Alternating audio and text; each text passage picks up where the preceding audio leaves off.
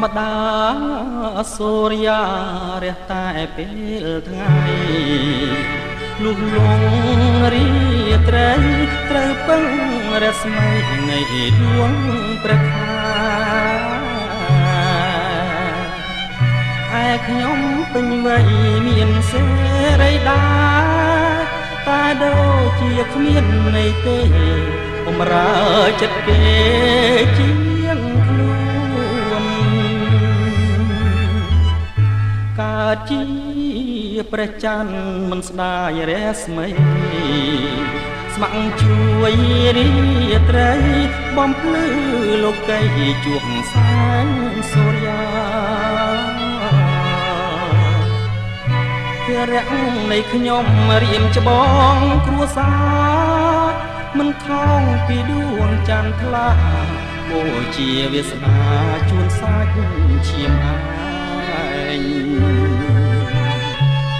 ស្នេហាដូចជាទឹកលើស្លឹកឈូកត្រូវខ្យល់បងបោកយំសោកបោកកាយស្ដាយស្លឹកណាឈូកជ័យ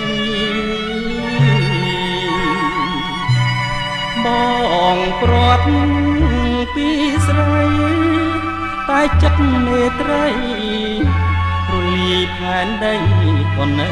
តែស្នេហ៍បើអូនជាបងតាធ្វើយ៉ាងណាមកខាងស្នេហាមកខាងទៀតគ្រួសារដែលត្រូវដោះស្រាយ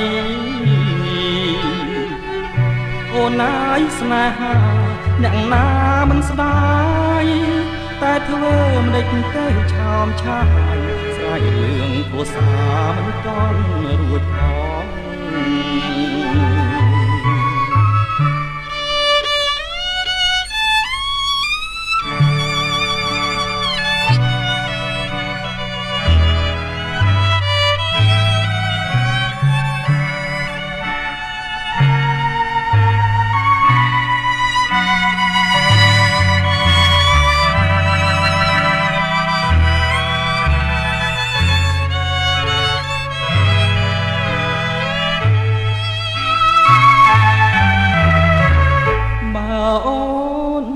ជាបងតាធ្វើយ៉ាងណា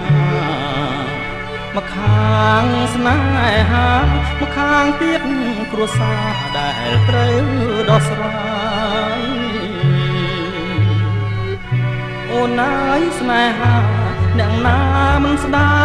យតែធ្វើមិនដេចទៅឆោមឆាយស្រាយរឿងគ្រួសារមិនតន់រួចផង